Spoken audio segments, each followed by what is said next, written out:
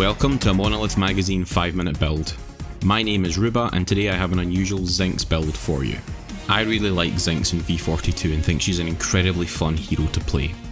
The current meta for her is to build growth and death, and late game focus on lots of dots and auras to do your damage while still staying tanky. I don't like that particular playstyle, so the build we have today offers something different, using different cards and different affinities. Hopefully you like it. Let's talk about the deck. Our build today uses the knowledge and growth affinities and is a relatively inexpensive deck, but it doesn't take away from how powerful it is. Knowledge gives us lots of good early game cards, with a very strong end game build defining card, plus growth has lots of good tanking options.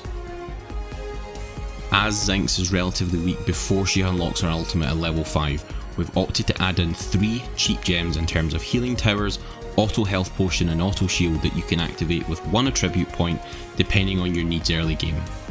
Mana Reactor gives us mana back based on damage taken, and damage return reflects a portion of the damage we take back at the enemy. Deadly Mana increases our max mana based on minion kills, and because Zinx's survivability is ultimately tied to our mana pool, the more mana we can get, the stronger a tank Zinx will be.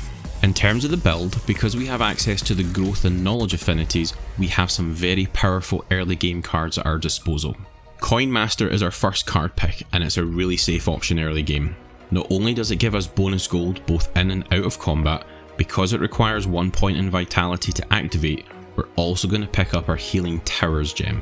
This is a great card if we're going to be up against an aggressive, early safe lane duo. Font of Experience is also a solid choice for Zinx, and while it's slightly less safe than taking Coin Master, this will help Zinx to get online faster, get her ultimate unlocked, which is Zinx's first real power spike. Advanced Evolution is also a good early game card. This returns 15% health and mana every time you level up, and the sooner you can get this card, the more mileage and the more sustain you're going to get out of it. My personal preference for buying these cards is I normally take Font of Experience unless I'm worried about the safe lane pair, and then as soon as I have 2000 gold, I'll go back and pick up the other two. For mid build, we're going to keep a hold of Font of Experience at least until we hit level 9 to get our next level ultimate online faster. Green Spring is our first sustain card. This gives us 20 basic armor to handle enemy poke, plus it also gives us the Regenerative Rest passive. This gives us a huge amount of out of combat health regen. Static Trap is our first damage card.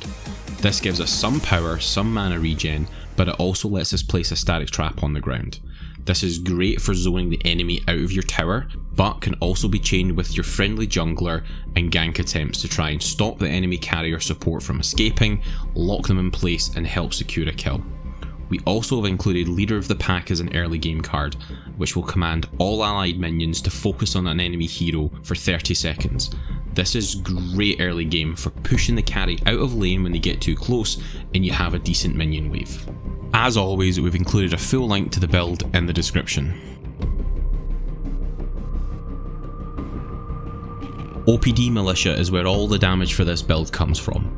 It's a toggle card that causes all of your basic attacks to not only cost 25 mana, but also do 100 extra ability damage. Because of the way that Zinx's passive works, you will never be out of mana, meaning that you can always use this card in the ability. Plus you can add on Zinx's Kitty Claws to do additional damage. Pensive Shaman gives us some health, some mana regen, plus the regenerative mana passive. This causes Zinx to get back 20% of her mana regen as health. Because of the way that her passive works and she's constantly spending and regenerating lots of mana, you will always be topped off with health. If you get low, blow all your mana and all your health will come back. Vital Waters is our last card. It gives us some more health and health regen, plus the amplified healing passive. This increases the effectiveness of Zinx's ultimate when we take damage and heal it back. The last card I want to talk about is Unbroken Spirit. An optional pick but fantastic for heavy CC teams, giving Zinx 12% of her maximum health back every time she absorbs a form of crowd control. That was the build. Try it out, let us know what you think, and if you have any ideas for future guides, please let us know in the comments.